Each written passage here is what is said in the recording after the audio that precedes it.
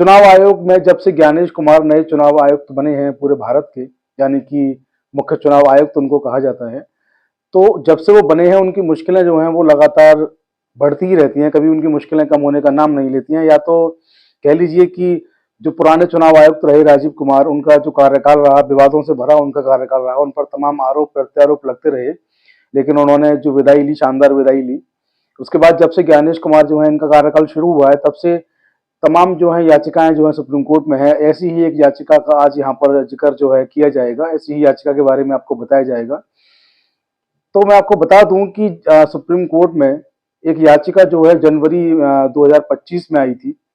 जनवरी 2025 में जब याचिका आई, उसमें सरकार से कहा गया, चुनाव आयोग की तरफ से कहा गया, याचिकाकर्ता बता दूं पहले, जो करता है यानी कि जो एप्लीकेंट हैं इस पूरे मामले के, कांग्रेस के सांसद हैं जयराम रमेश, उसके याचिकाकर्ता हैं। इनके अलावा जो हैं दो याचिकाकर्ता इसमें और हैं, जिनमें कि श्यामलाल पाल और सामाजिक कार्यकर्ता हैं अंजलि भारद्वाज। ये दो याचिकाकर्ता और हैं, इनकी अलग अलग याचिकाएं हैं। इनकी याचिका थी कि साहब जो चुनाव आयोग का नियम था, चुनाव आयोग 1961 के नियम 93 क्लॉज 2 क्लॉज ए में जो एक परिवर्तन किया गया, रातों रात कहेंगे कि बड़ी सफाई से कहें, पता नहीं क्या प्रेशर था चुनाव आयोग के ऊपर कि उन्होंने जो है सिफारिश भेजी केंद्र की सरकार को, और केंद्र की सरकार ने उसमें परिवर्तन कर दिया। और ये परिवर्तन जो था वो इसलिए बहुत महत्वपूर्ण था क्योंकि इससे पहले जो थी व्यवस्था, बिल्कुल इससे एन पहले, वो ये थी कि सीसीटीवी की फुटेज हो या कोई भी दस्तावेज हो, उसको कोर्ट जब मांगेगा, कोई वकील अगर मांगेगा, कोर्ट में मांगा जाएगा तो उसको प्रस्तुत किया जाएगा, कोई व्यक्ति भी उसको मांग सकता है नियम और कानून के मुताबिक। लेकिन यहाँ पर जो व्यवस्था आई वो इस तरीके की आई कि इनको जो है था वो कॉन्फिडेंशियल घोषित कर दिया गया, और ये कहा गया कि कोई भी व्यक्ति जो है इन चीज़ों को नहीं मांग सकेगा। मसला था कि जो चंडीगढ़ में पंजाब क्षेत्र में जो चुनाव हुए, वहां पर जो कहा गया कि वोटर्स लिस्ट में धांधली की गई, तो वोटर लिस्ट में धांधली की बात बताई गई और ये कहा गया कि वोटर्स को आइडेंटिफाई करना है तो सीसीटीवी का फुटेज चाहिए। यहाँ से पूरा मसला शुरू हुआ था। उस मसले को लेकर के पूरी जो था चुनाव आयोग का और केंद्र की सरकार का जो रवैया रहा वो ये रहा कि उनको सीसीटीवी फुटेज जो थे मुहैया नहीं कराए गए। वोटिंग लिस्ट में भी तमाम गड़बड़ियां, तमाम खामियां रही, ऐसा कि विपक्षी पार्टियों के नेताओं ने उस वक्त भी आरोप लगाया और उनको लेकर के याचिका भी दाखिल की। तो 15 जनवरी 2025 को केंद्र की सरकार को और भारत के चुनाव आयोग को, यानी कि मुख्य चुनाव आयुक्त कार्यालय में आदेश आया सुप्रीम कोर्ट की तरफ से कि अपना जवाब जो है प्रस्तुत करें। और जवाब प्रस्तुत करने के लिए तारीख जो मुकर्रर की गई वो 17 अप्रैल 2025 की तारीख मुकर्रर की गई कि 17 अप्रैल 2025 से पहले पहले आपका जो जवाब है, आपका जो पक्ष है, उसको आप लोग दाखिल करें। 17 अप्रैल को इस पर सुनवाई होनी है। मसला जो है यहाँ से बहुत दिलचस्प हो जाता है कि आप देखिए कि चुनाव आयोग पर किस तरीके का आरोप है। उनके ऊपर जो विपक्षी पार्टियों के जो आरोप रहे, उनके ऊपर जो आरोप थे वो इस तरीके से थे कि चुनावी जो वोटिंग लिस्ट होती है वहां धांधली, वहां गड़बड़ी। दूसरा जो था कि सीसीटीवी फुटेज से जो था मतदाताओं को पहचानने की बात जो थी वो जो विपक्षी जो पार्टियां थी उन्होंने कही, लेकिन विपक्षी पार्टियों की इस मांग को भी सीसीटीवी फुटेज को देने से भी चुनाव आयोग ने स्पष्ट तौर पर इनकार कर दिया, मना कर दिया। इसके बाद याचिका दाखिल हुई, और याचिका जब दाखिल हुई तो उसको लेकर के केंद्र की सरकार को और केंद्रीय चुनाव आयोग को नोटिस जारी हुआ, तारीख निर्धारित की गई। और ये कोई छोटा मोटा समय नहीं था। आप देखें तो 15 जनवरी को नोटिस जारी होता है, 17 अप्रैल 2025 की तारीख उसमें लगती है।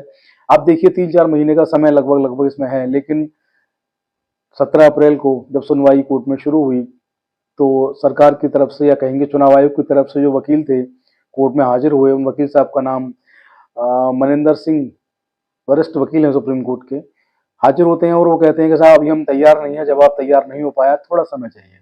3 हफ्ते का समय उन्होंने मांगा। 3 हफ्ते का समय मांगने के साथ उन्होंने अपील की कि 3 हफ्ते का समय दे दिया जाए, हम जवाब को तैयार करके इसको दाखिल कर देंगे। मैं आपको बता दूं, इस जो याचिकाएं हैं, तो इन याचिकाओं की तरफ से जो पैरवी करने वाले जो वकील हैं, तो इन वकीलों में जो नाम आते हैं, एक तो कपिल सिब्बल जो सीनियर एडवोकेट हैं सुप्रीम कोर्ट के और आजकल चर्चाओं में हैं। वक्फ बिल संशोधन अधिनियम को लेकर भी वो काफी मुखर रहे हैं, तमाम तरह से उन्होंने तीखी बहस भी सुप्रीम कोर्ट में की, पूरे देश ने देखा। तो कपिल सिब्बल साहब भी इसमें एडवोकेट हैं और अभिषेक मनु सिंह भी इसमें एडवोकेट हैं। प्रशांत भूषण जो है वो भी इसमें एडवोकेट हैं। तो ये एडवोकेट्स जो हैं वो बार बार न्यायालय से कह रहे हैं कि साहब हमें सीसीटीवी फुटेज दिलवाइए, सुप्रीम कोर्ट जो है वो नोटिस भी जारी करता है, लेकिन चुनाव आयोग जो है वो ये कहता है कि अभी हम तैयार नहीं है। 3 महीने, 3.5 महीने कहेंगे कि होने के बाद वो कहते हैं कि जवाब अभी तैयार नहीं है, 3 हफ्ते का समय और दिया जाए। तो आप देखिए, एक तरह से पूरे मामले को लिंगर ऑन करने की, एक तरह से पूरे मामले को टालने की यहाँ पर बात हो रही है। 3 महीने, 3.5 महीने का समय बहुत होता है। आपको केवल जवाब देना था कि आपने ऐसे परिवर्तन क्यों किए, ऐसे परिवर्तन करने की जरूरत क्या थी और वो क्या वजह रही जिनकी वजह से परिवर्तन आपने किए, कि एक किसी साधारण व्यक्ति को मांगने पर जो है सीसीटीवी फुटेज या कोई भी प्रपत्र नहीं दिया जाए, जबकि ऐसी व्यवस्था पहले थी कि उसको मिल जाता था। तो ऐसी आपातकालीन व्यवस्था रही कि आपने आनन फानन में इतना बड़ा संशोधन 1961 जो अधिनियम है उसमें किया। तो उसको लेकर के जब नोटिस जारी होता है, आप देखिए किस तरीके से वो अपनी बात को यहाँ पर कहते हैं कि साहब अभी हम तैयार नहीं है। और अब 3 हफ्ते का समय उन्होंने मांगा, सुप्रीम कोर्ट ने उनको समय भी दे दिया, और समय 3 हफ्ते से भी थोड़ा ज्यादा इनको दे दिया, क्योंकि सुप्रीम कोर्ट तो सुप्रीम कोर्ट है, वो इस मामले को निपटाना चाहते हैं। वो नहीं चाहते हैं कि दोबारा से फिर इसमें कहा जाए कि समय कम है और समय दीजिए। तो उन्होंने अगली जो सुनवाई की तारीख है वो 21 जुलाई तारीख मुकर्रर की है इसमें सुनवाई की। और बड़े ही स्पष्ट, बड़े ही कड़े शब्दों में उन्होंने कहा है कि आप जो है अपना जवाब जो है दाखिल करिए, अब कोई हिला वाली ढील ढाल नहीं चलेगी, अपना जवाब दाखिल करिए, क्योंकि इस मामले पर फैसला सुनाना है, इस मामले पर जजमेंट देना है। आप देखिए, सीजीआई संजीव खन्ना साहब का कार्यकाल बहुत छोटा है, बहुत कम समय के लिए वो सीजीआई बने। अपने अगले सीजीआई का उन्होंने नाम भी घोषित कर दिया कि अगले उत्तराधिकारी जो हैं वो उन्होंने जो घोषित किया नाम, आप सबको पता है, जस्टिस बी आर गवई का नाम उन्होंने घोषित किया कि अगले जो है उत्तराधिकारी सुप्रीम कोर्ट के सीजीआई वो होने चाहिए। तो आप देखिए, बहुत कम समय के लिए सीजीआई बने और बहुत ही चर्चित मामलों पर बहुत ही शानदार तरीके से वो अपने फैसले दे रहे हैं। और इस मामले को भी वो जल्द ही निपटाना चाहते हैं, अपने कार्यकाल में ही इस मामले को निपटाना चाहते हैं। इसलिए समय तारीख सब उन्होंने मुकर्रर कर दिया कि अब आप 21 जुलाई की तारीख ले लीजिए, लेकिन 21 जुलाई के बाद जो है कोई बहाना नहीं चलेगा। आपको इसमें जो भी वजह है आपको दाखिल करनी है कि आखिर ऐसी क्या वजह रही कि रातों रात आपको ऐसे फैसले लेने पड़े, रातों रात आपको व्यवस्थाएं बदलनी पड़ी। तो आप देखिए, सुप्रीम कोर्ट के ऊपर इस समय कहेंगे कितनी बड़ी जिम्मेदारियां हैं।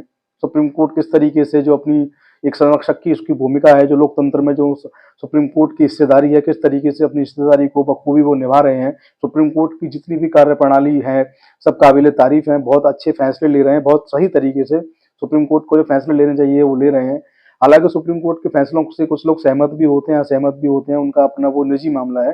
लेकिन सुप्रीम कोर्ट से जब कोई फैसला आता है तो पूरे देश को उसका सम्मान करना चाहिए। सुप्रीम कोर्ट जो है, जो न्यायपालिका है, और सुप्रीम कोर्ट से बड़ा जो है कोई भी सुप्रीम कोर्ट और संविधान, इन दो से बड़ा पूरे देश में कोई नहीं। संविधान से बड़ा किसी का स्थान नहीं। संविधान में जो चीजें लिखी गई, संविधान के अनुरूप सुप्रीम कोर्ट काम कर रहा है, तो बाकी लोगों को भी पूरा सुप्रीम कोर्ट की जो ऑर्डर्स होती हैं, रूलिंग्स होती हैं, उनको मान सम्मान देना चाहिए। सुप्रीम कोर्ट की बात सर्वोपरि होती है, लोकतंत्र में भी ये बताया गया है, तो उनको भी मानना चाहिए। सुप्रीम कोर्ट के जो आदेश होते हैं वो आम जनमानस को ध्यान में रखते हुए, और जो हमारा प्रेम्बल यानी कि जो सुप्रीम कोर्ट की जो संविधान की जो प्रस्तावना है उसको लेकर के सुप्रीम कोर्ट अपना काम करता है। और इस वक्त सुप्रीम कोर्ट सीजीआई खन्ना साहब के दिशा निर्देश में बहुत शानदार काम कर रहा है, बहुत ही अच्छे ऑर्डर्स जो है आ रहे हैं। और इस मामले को मैं बता दूं, इस मामले को जो सुनवाई कर रहे हैं 2 जस्टिस की बेंच है, जिसमें एक तो स्वयं सीजीआई खन्ना साहब इस मामले में है जस्टिस की भूमिका में, दूसरे जस्टिस हैं संजय कुमार, यानी कि 2 जस्टिस सीजीआई संजीव खन्ना और जस्टिस संजय कुमार, दोनों जस्टिस इस मामले की सुनवाई कर रहे हैं। अगली तारीख अब 21 जुलाई है। 21 जुलाई को चुनाव आयोग और केंद्र की सरकार अपना जवाब दाखिल करते हैं। सुप्रीम कोर्ट क्या फैसला देता है या नहीं जवाब दाखिल करते हैं, तो क्या सुप्रीम कोर्ट का रुख रहता है, जो भी कुछ होगा उससे आपको अपडेट कराते रहेंगे। आप लोग बने रहे हमारे साथ। जय हिंद, जय भारत, नमस्कार।